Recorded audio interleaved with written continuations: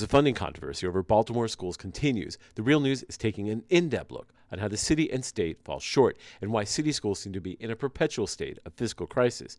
In our series of interviews with whistleblower teachers, we've learned about mice-infested classrooms without heat, water, or adequate supplies. But amid those conditions, the system is also facing a $130 million deficit, making the question of how and why city schools lack proper financing even more acute.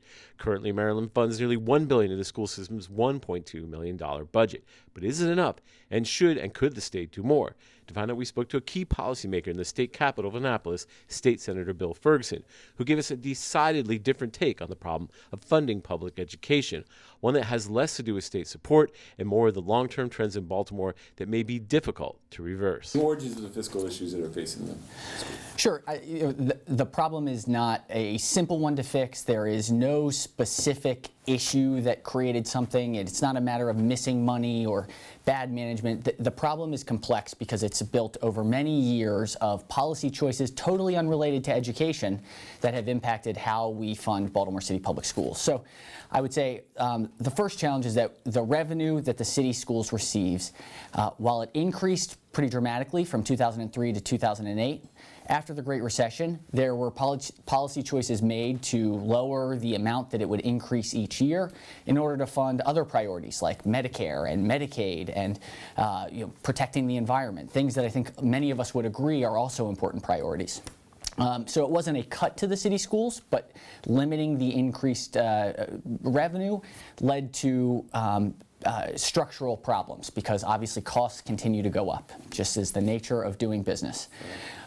The second piece is that the city has been losing population, even though we have sort of spooned the curve and maybe are keeping steady. The number of young people in the city, school-age students, has not kept up. So we've seen a decline. Again, we had sort of stopped that decline for a little while, but over the last few years, unfortunately, we've seen just in the last 2,000 less students. So that means less revenue because our formula is based on the number of students in the system. But it also means we have a system that is built bigger than the number of students that we have. So the costs are greater than they should be. Affecting change within a bureaucracy, though, doesn't happen overnight. It's not like there were 2,000 kids in 2 schools that you could shut down and lay those folks off and everything balances. The loss of students is distributed relatively equally across the city, and so that's where you get into these structural problems. The last thing is that the city made some very intentional choices, especially back in 2008, 9, and 10, when revenues were increasing, that were choices made to better prepare kids for success. So I think the first one is going to full-day pre-K. The state only pays for half-day. That's one of the fixes that we're looking at to backfill some money for the city this year. We went into school choice, trying to ensure that families had options for their young people in middle and high school. That came with transportation costs that were potentially unexpected. And then we passed what I believe is a fantastic contract for teachers. The implementation of that contract has led to costs escalating at a faster rate than anticipated. So this is a fundamental structural problem of the formula, and I think there's been a lot of play around sort of TIFs and pilots and real wealth versus not real wealth. Really though, and I think that this was sort of lost in the conversation, when we look at wealth, it is on a per pupil basis. So you can be hurt with the wealth factor by increasing wealth, or because you divide by the number of students in the system, decreasing the student population. So you can have the exact same wealth over the prior year, but if you have less students, each student looks wealthier, and therefore our formula punishes what looks like growing wealth, even though it's just declining enrollment. Right. And when you look at sort of how the formula has played out, the declining enrollment component, because it's both on the amount of money you get per student and the impact that wealth equalization has on the whole formula, that loss of 2,000 students over the last 2 years, that is the biggest single driver to the challenge that the city faces right now. So really the TIFs, you don't think you're going to have an impact? I mean, you've got a $600 million TIF that's... The impact of it and the assessments, because of when it will be assessed, and we don't do assessments until once every 3 years, and the actual $600 million in bonds and infrastructure that would go out, 30 years from now, could it be a problem? Potentially, yes. because they'll have to phase in those assessments over time. The key, though, is we have got to increase our population, and we have to make city schools attractive for all families again. And if we can increase our city's student enrollment, it is the most sustainable way that we can ensure a balanced budget. So what you're saying right now is really we have more infrastructure than we need, and that we're supporting more infrastructure, whether it be staffing or whatever, buildings, than we need. Is that what you're saying? Yes, and this is the challenging part of how to fix this problem. Mm-hmm. We have by far the most number of schools with 350 or less students across the state. When you look at Baltimore City, I think we're at 183 programs. Somewhere around 15 to 20% of those programs are small schools with 350 or less students. Other jurisdictions don't have that challenge. Now, Carroll County, which is also losing enrollment in their public school system, is starting to face a similar issue, and they've recently had to close a school. Right. There is nothing at all more challenging than closing a school in a community. Sure. It is the hardest thing to do in public education, but the financial realities of where we are today, trying to maintain 10 schools that really would be better off at scale with 600 students instead of 310.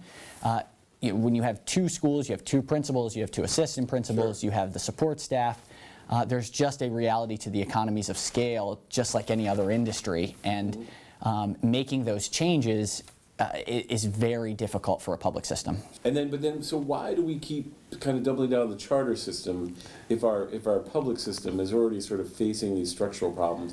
Why do we keep opening charter schools, and should we keep opening charter schools? So it's an interesting question, and I think a lot of the charter debate has gotten wrapped up in sort of the political narrative of right and left.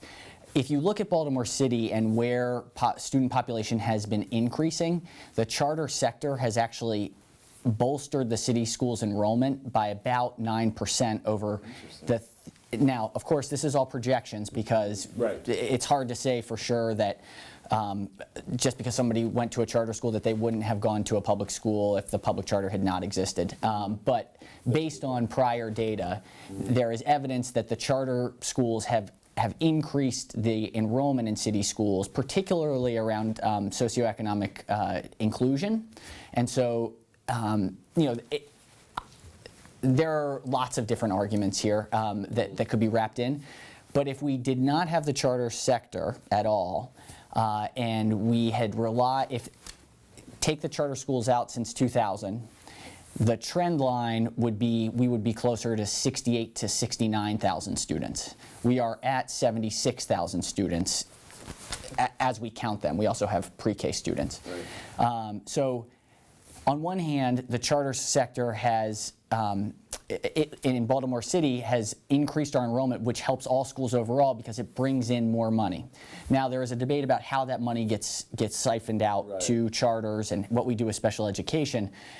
The system has benefited from having an increase in enrollment in the charter system. So I don't think there is an all good or all bad position here. There are some good components, there are some bad components. The issue that I have with how charters have played out in the city over the last 17 years is that the whole idea of the charter, I mean, it was a democratic initiative to create public charter schools. They were supposed to be these labs of innovation for the public education system. Mm-hmm. And we were supposed to try different ideas and then use those ideas to inform the system overall. We never set up the infrastructure to create that feedback loop, to take the lessons that were learned and apply them at scale, and then also not do the things that didn't work. And so what's been created instead has been this us versus them, the charter sector versus the public school sector. And in my mind, fundamentally, we need to have a portfolio of schools that work for families. And some people who are opposed to charter schools say they really just end up cannibalizing public education. What do you say to people who have those concerns that charter schools are just going to literally sort of signal the end of the public school that has to take all people? So I think the narrative around public charter schools has been largely informed by the national debate, and Maryland's charter law is so radically different than. So charters are a part of the school system, whereas in D.C. or California, they are wholly separate independent systems. So when the money comes in for charter schools, it only goes to the charter schools. In Maryland, the way that we've set it up with a local board being an authorizer, charter school students count the same as a public school student. All of the money comes to Baltimore City Public Schools and then is redistributed. And so that is a fundamental difference than the vast majority of states that have a different charter law. The other piece is that right now in Maryland, charter schools educators are all part of the system's human resources system. So they're under the same contract, and they're not a separate independent entity operating. They operate within the broader public school system. There are charter advocates that say that doesn't work. I tend to believe there's a lot of good in the way that we have set it up. There are places where I wish we had more flexibility, but overall, I think Maryland has done it in a much more effective way than some other places that have let for-profit online institutions be charter schools. I think that sort of total free market approach is just a failed and broken way to approach public education. There's some people who blame the recent teachers' contract and said, it's just too generous. What's your take on that? I mean, has it taken too much money out of the system, or some people say, well, it's been long overdue? What's your take? So in my mind, I think the frame of looking at it exclusively in dollars and cents is the wrong frame by which to evaluate whether or not it's working. What I've asked for from the system for several years and to really hone in on now as it's all being evaluated is, have we kept our highest effective teachers in the classroom and created real career pathways for them to build their profession and impact kids across the city? What we saw before this contract is that great teachers moved to become assistant principals and then principals, and we took them out of the classroom. There is nothing more important than the quality of the teacher in front of children every day. And the whole idea of the contract was, how do we reward those great teachers, give them a real career pathway where they can grow themselves, grow their community, take ownership of their own career. And I think it has worked in a number of places. Over the last more recent years, some of the implementation and the vigor that was intended when it was first contemplated it's been less than rigorous in creating that career pathway. And I think there was some movement faster than was anticipated. We should fix that. We shouldn't say that the contract is too generous. We need to have the most effective teachers in front of kids. That is the best reform that we could ever have, and we need to reward teachers accordingly. Now, some teachers have said that there are teachers who come into the Baltimore City school system, get their master's degree, and just go to another jurisdiction and kind of leave the city after 2 years. Does that concern you at all? Have you heard any concerns of that? I mean, that they're kind of using the city system to get their training and moving on elsewhere? I mean, yes, I think that was a concern, and one of the major things that the contract did was decouple that process. So having it used to be if you had X years of service, you had 30 credits or more, you had a master's degree, or you had a doctorate degree. And those were the different lanes by which teachers were paid. How much they built their practice, how much they were leading within the school, none of that mattered for their compensation.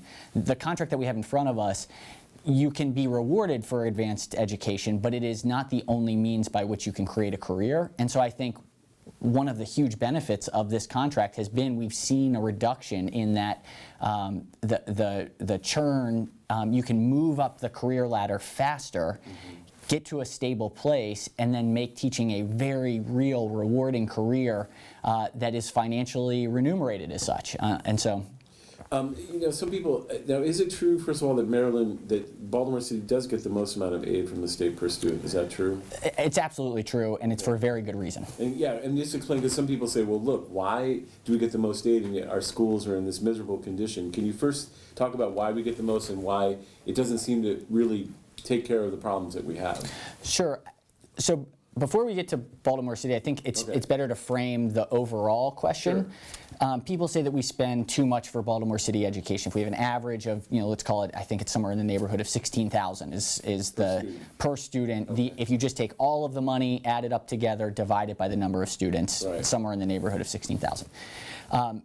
If I were to send my son to Gilman or to St. Paul's or one of the private schools, yearly tuition is $28,000 to $30,000 a year. That's true. So if at Gilman and St. Paul, where the majority of families are coming from some of the most privileged backgrounds, be it as it may, They believe that it costs $28,000 to educate their child in high school, and yet we say that for my son who does attend a Baltimore City public school, that $16,000 is too much.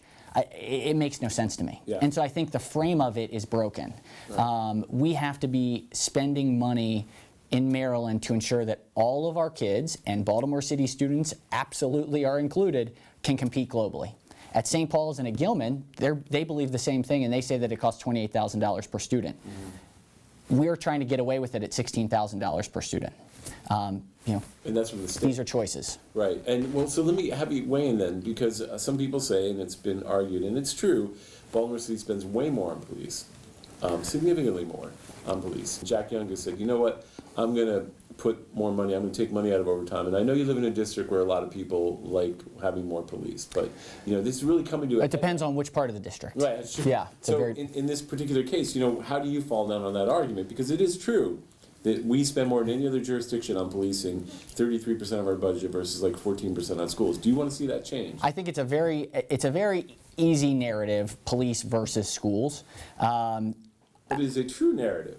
It is a true narrative. We set up. It's not just a narrative. It's, Oh no, agree. There has been, but now when we set up the formula that we have today and how schools are governed in Baltimore City, it was intended that the costs and authority of the school system would shift to the state, and so the state would become the larger contributor to the school system. That was a policy choice made with the new funding formula.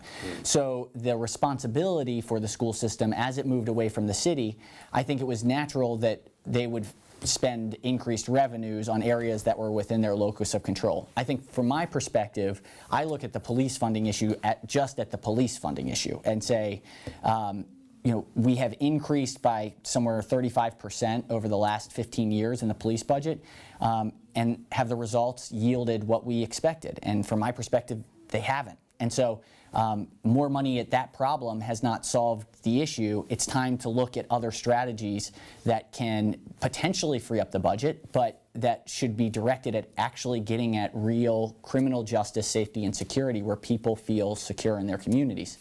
That is a problem in and of itself. Yeah. It is placed against, in a resource-constrained environment, the school system's budget. I just think it is tempting to try and find these easy comparisons and these easy choices.